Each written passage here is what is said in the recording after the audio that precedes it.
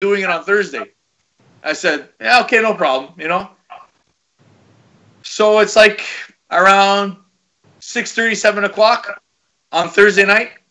The guy calls me up, says to me, "Where are you?" I said, "What do you mean? Where am I?" I said, "I'm here. I'm home." You know, like, you're supposed to be here doing a jam night. I said, "You called me 2 nights before, telling me that you booked someone else. You double booked, and they were priority." I said, "Oh man, I'm so sorry." He said, "I don't know what to do. There's no band here tonight, you know." So he says, "What can you do?" I said, "Can you call the guys?" I said, "I'll try, but I'm sure they already have other plans." So I called George. George says, "Listen, I got a thing tonight." And Phil goes, "Yeah, me too." He says, "Yeah, well, man, what are you gonna do?" He says, "You gotta come down here." I said, so I brought out my drums there, and what's his name there? The guy who does Eric Clapton cover. What's his name? You know this guy, Paul. He's Cliff Stevens. Cliff Stevens. He does Eric Clapton. That's what he does. He does Eric Clapton movie. He's actually toured in Germany, everything. He has an album, all that. They called him the slow hand, too. He plays just like Eric Clapton, this guy. He was there. And this other bass player was there. And there's no band. I got there, and I said, what am I going to do? So he tells me, listen, Cliff Stevens is here. He says, maybe you can do something with him. And there was a bass player there. It was a really good bass player. Fuck, I don't miss this shit so much, man. So I do not miss this shit at all. Fuck, I know. And we put something together. Fuck. We played, all kinds of fucking shit. At the end of the night, got to talk to Cliff and everything. He goes, I do Eric Clapton covers. That's all I do. It's what I do. But this was a really fun night. It actually turned out to be really fun because I played with, you know me, Paul. I played. Remember, you played for everybody. Remember at fucking Last Call, those fucking jam nights? I didn't know what the fuck I was doing.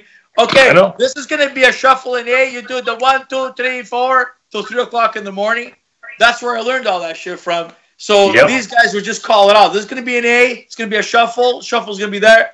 So they would just start playing, and that's what we did. We winged it. Got through the night, and that's how we kept gigging for another. I saved that I kept gigging for another fucking 2 years until we got fed up with that shit too. We got fed up because the people there. It's a great institution because you're going there, you're watching a show, but what happens behind the scenes, how they book and shit like that, yeah, it's not right. It's still going on today. One of my favorite times of being an active working musician was playing 4 jam nights per week. And then doing the occasional weekend gig. And it was fun when it started because I was proud to be able to book my boys and call them up and say, guys, you're playing 6 nights this week. Yeah! And that's all we had to worry about was, gig. And we all knew the material, so there was no question about the content. It was just, you have to show up. And you have to be sober. And you got to do the gig. And you got to be ready to play till, hopefully you leave at 1, but you might have to play till 3. Because if it's Friday night, fuck you. Your wife ain't seeing you till, 10 in the morning. 30. Those days, god damn it. I don't miss them at all. In the moment, yeah, it was fun. But I remember being a lead guy for an acoustic trio that the real big bands that were making it were whores. The guys were whores. And so they were there to fuck. They played music as an excuse to go and fuck. And I remember, not being that guy in the bar every night, not being that guy. And I'm in the wrong place. I'm in the wrong place. I'm in the wrong place. It's like you're in the job that makes you money, but you don't want to make that money. Or the worst, and Steve, you'll remember this. Yeah. You go and play at a place where, it's a biker bar in the north. Yeah. And you're making $1,000, $250 a guy, one night. Nobody in the bar. I remember that. And 7 or 8 people during your 3 sets have walked completely past the stage, right to the back room, and left. And well, they had vices. Wow. Here's your $1,000. Thanks for playing. Appreciate it. Remember, and you get free drinks all night. And so remember we played. You're driving home, you fill up your tank, and you go home and you pay, your rent at the end of the month with money that came from selling drugs, basically. Probably. So either you make bombs or you refuse to make the bombs. And that's the hard part. And for me, the real clincher was when Southbound played for the Hells Angels. And I was like, that's it, I'm done. And I saw all the shit that was going on there. It was a 18-hour experience that I'll never forget. It's imprinted in my brain. I don't dream about it anymore, but I tell you, for a long time afterwards, I had some bad dreams. And I'm glad to not be involved because it's so fun to be there in the moment. You're like, yeah. And then you grow up and you're like, that's not society. It's not. Because I remember, Paul, we were playing with Southbound, and there was this bar on St. Lawrence, not far from Cremazy, if you remember. We played 3 nights there.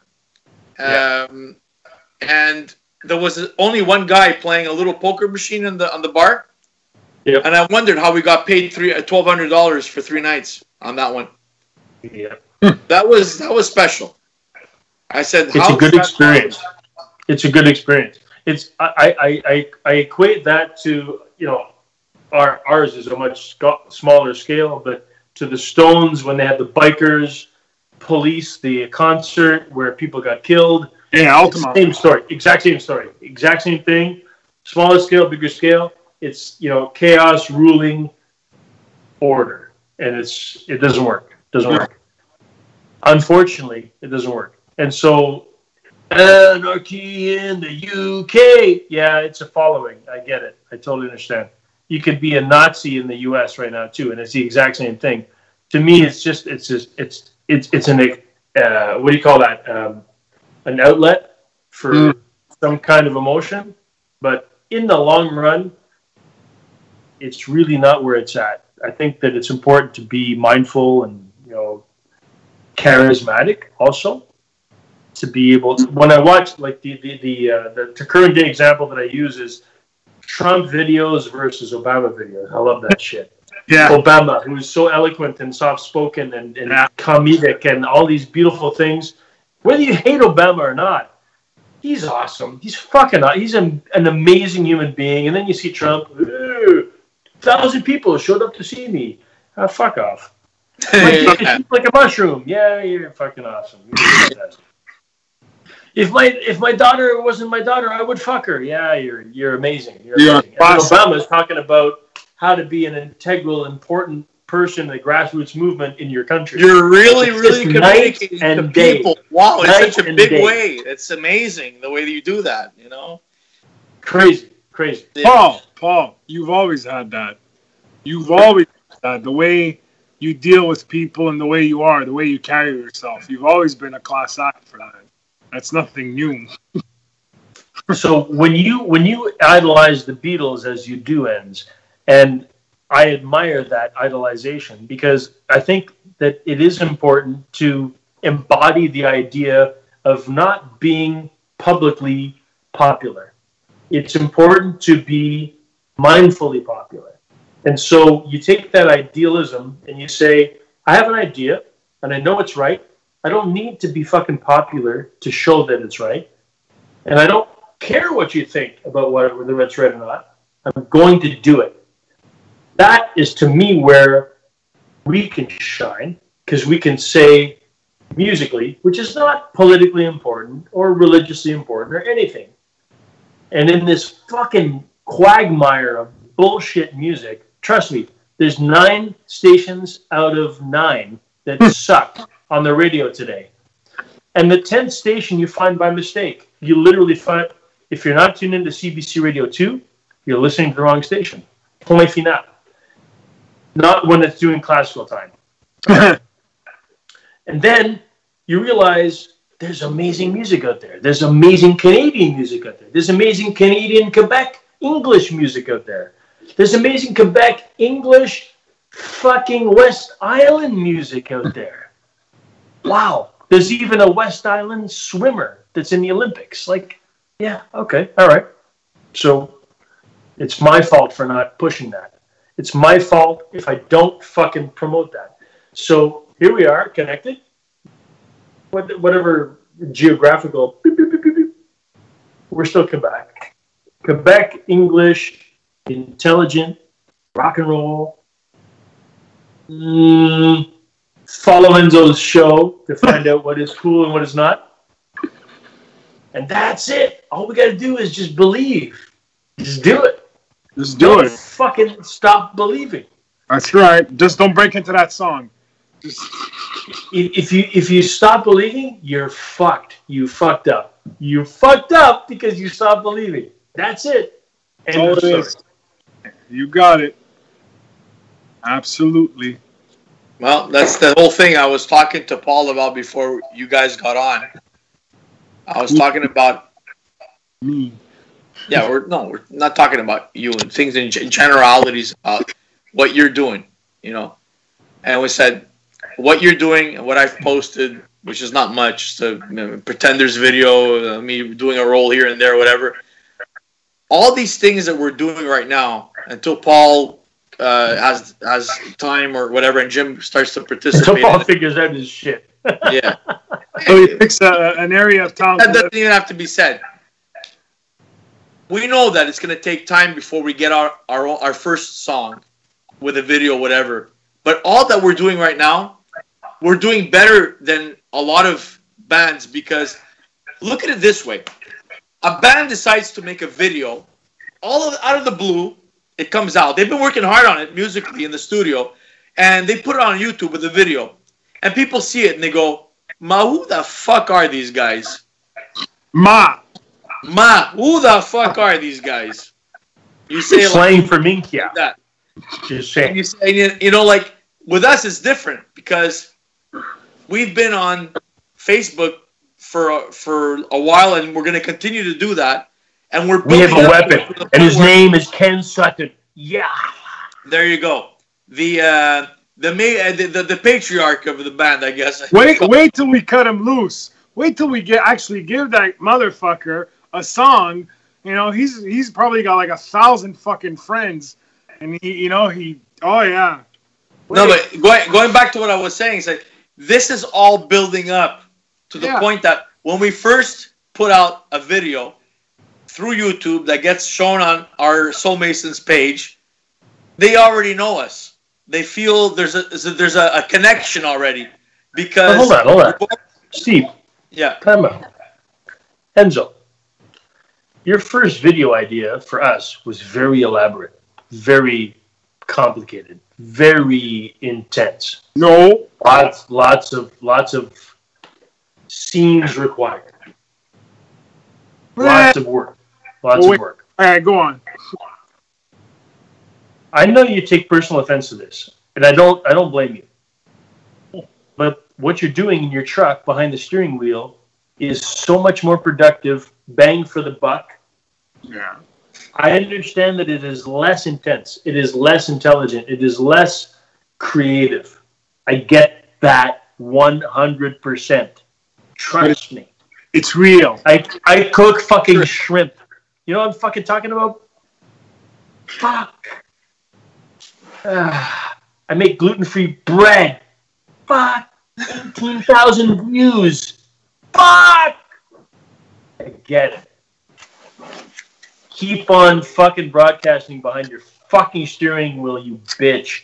Yes, sir. Cefaloni. Play more fucking Zeppelin riffs that everybody can fucking recognize, but you're begging them to recognize it. It's so obvious, you cunts. What the fuck is this? It's so obvious. Oh, I want to snap my head off. Oh, guess what this is? That is social media. Yeah. Do the obvious and ask. Trust me. Mm-hmm. I get it. I agree. And it's so insulting to your fucking intelligence. It is so insulting. But you got to do it. You got to do it.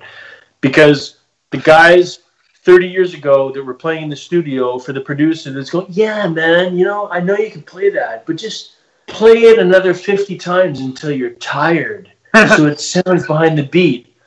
Fuck you, you bastard. Like, we have no choice but to adhere to this notion of tone it down. Have you ever watched a movie called Predestination? Don't know it, but I can only guess what it's about. Ethan Hawke. It's an Australian movie, but I can't explain the movie because it's too difficult to explain it. You have to look it up. Predestination. There's a line he says, because it has to do with time travel in a way that it's not like you go into a box and you time travel. It's just you're an agent to solve some kind of to try to prevent something from happening, a catastrophe. He says you think you don't have a choice in life, but you do have a choice. You always have a choice. Yeah. You always have a choice, and that's the thing. If you don't give yourself a choice, that's your fault. But the reality is, you have a choice. You always have a choice, and the choice is tomorrow. It's Sunday. We're gonna get up. We're gonna go. And I know Enz is gonna do something. I know he's gonna post something. Or he might. Oh no! Tomorrow, no. Why not? The video I from might post something or I might not. Don't worry. But there's one for Monday. There's one for Thursday. There's one for next Monday. There's one for next Thursday. he's all scheduled. It's all exactly. And the thing is, what this is all about, like I was talking about before, is that there's maybe almost 70 followers now, and these people, some of them are watching it. It's a huddle of only maybe 10% of those people is watching it. Ken's there, your wife's there, Wendy comes in, make comments and stuff like that. You know, so it's like, yeah. You know who's following us and who's just started following us but is always around? Lena, yeah, I remember Lena. She's Macri. No, not Lena Macri. Sorrent. Yeah, Sorrent. She's always contacting me for some reason or another. She sent me a message one night. No, not like that. It's just contacted me to talk about something that she believes in, which is bullying, because she's in the Catholic. She's in the school commission.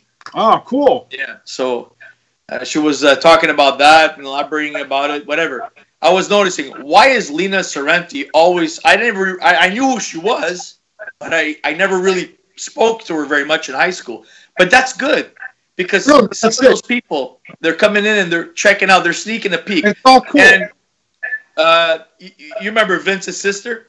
Yeah, of course. She likes a lot of your videos, by the way, Enz.